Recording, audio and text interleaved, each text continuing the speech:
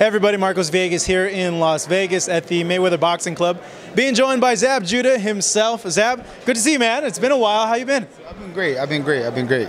What's new? I know you had a fight, but it kind of fell through, so talk to me about what you've been doing up to that point. You know what it is? I think that guys don't want to catch in shape Zab Judah. They're looking to catch him at his lows and when he's not really training.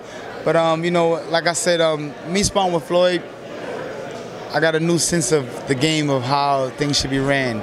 You know what I mean? And me training with him, and you know, he just brought back a lot of things and told me, like, you know, Zab, you're a fighter. You gotta live like that. You know what I'm saying? It's a 24/7 job. You know what I mean? And you know, I'm back motivated. Like I said, to watch Floyd train, to be in there with him is an experience. It's an experience. It's a very uplifting experience. And yeah, I mean, I got a new love for boxing again. Were you surprised that he reached out to you and said, "Hey Zab, come in camp, help me prepare for Manny Pacquiao"? No, like I said, people don't know that. You know, even before '06 when we fought, me and Floyd was good friends, great friends. You know what I'm saying, best friends. And you know, the fight is what us being talented and being the best fighters out there is what made us fight. You know what I mean? The world kind of, like, you know, demanded the fight. Like, we need to see y'all fight. You know what I mean? We had two great paydays, and we went in there and did what we did. I mean, we created a fight that goes down in history. You know, when you go back and watch that, nobody's falling asleep on that fight. You know what I mean? So, you know, I mean, I'm very proud of the situation and how things have turned out and how things are moving on.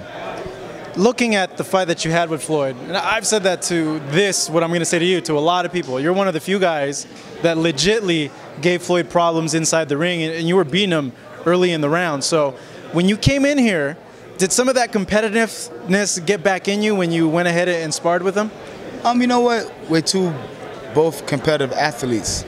And I think that my job when I work with Floyd is to give him the best Zab Judah that there is. Because with me not doing that is not good. And I think for him, it's to be the best Floyd Mayweather he can be, so he can understand how to capitalize off of the southpaws. You know what I mean? And he's doing phenomenal. His hand speed is great. His his defense is, you know, it's impregnable. You know what I'm saying? His condition is still superb. It's still on top. I mean, the guy ready for 20 rounds. You know what I mean? Non-stop. You know what I mean? So, you know, at the end, you know, with that being said, is, you know, he's ready. He's ready. I'm seeing you're a little bit bruised up. Now, is that from sparring or? This is a burn. Oh, it's a burn. I had a burn on my face, yeah, from the inswell. You know, okay. I kind of wanted to be my own cut man. So I didn't really know the ropes of, I didn't know the real ropes of how you're supposed to do it. It's too cold. So I put it in the freezer and took it right out and stuck it to my face, and it burnt my skin up. So, you know what I mean? But it's all good. You know, you learn to just leave things and let people say whatever they want to think about it. Who cares? Now, Zab, be real with me, man. Be real, because there's been a lot of talk about this sparring session. So let me know what happened, because people are saying that you got knocked down, and then people are saying you came back and you knocked him out. So that first sparring session, tell me what happened. Well, we got to go to the guy that whoever made up the story, and let's go to him and figure out where his eyes was at and what he was thinking and what he saw the day that happened. You know what I mean? What happened? One of those things where, remember in like first grade when they line up 10 kids and then the teacher whispers something in this ear, and by the time it gets down to the other end, it's a totally different story. What can we say? So he never knocked you down then with a body shot? What can we say, man? It's silly, man. It's silly. Yeah. You know what I mean? We're grown guys here, you know what I'm saying? Floyd is looking tremendous. Yeah. Floyd is looking great. You know what I'm saying? This fight is not about Zab Judah, not about sparring. Sparring don't win fights. You know what I'm saying? Floyd Mayweather is 100% ready for this fight come May 2nd. So the other part of that then is how the other story is that you came back from sparring, and then you went ahead and went in there with him again, and you actually either knocked him down or knocked him out. There's another story that came out with that. We're sparring with each other. Yeah. But where all this other news comes from, I don't know. It's crazy though, but yeah.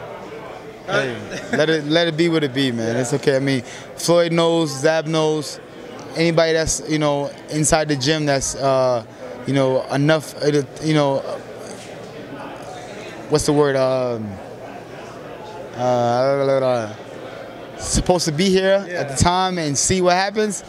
Gracious enough to be here and see that. Hey, they know everybody knows what happened. But other than that, Floyd's looking great, man. That's all we can say. We go back to that. Floyd's looking phenomenal.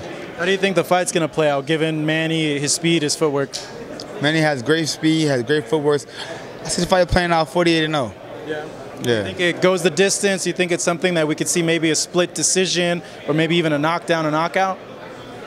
48-0. 48-0? Yeah. But how do you being a pro, you've been in there with Floyd. You know how he looks. Do you feel that he's going to stop Manny? Because I get the sense when I see him training, he's a lot more aggressive in sparring. And I'm like, to me, it looks as Floyd really not only wants to put an exclamation mark, but he wants to get him out of there. Yeah. So do you feel, given that's what he wants to do against Manny? I think May 2nd, 48-0. Zab keeping it tight to the treasure chest. On a last note, when are you going to get back in the ring? Like I said, I'm scared. I was scheduled to be in there the 11th of this month, but that fell through, and I'm in top shape right now, and you should see me in the ring very shortly.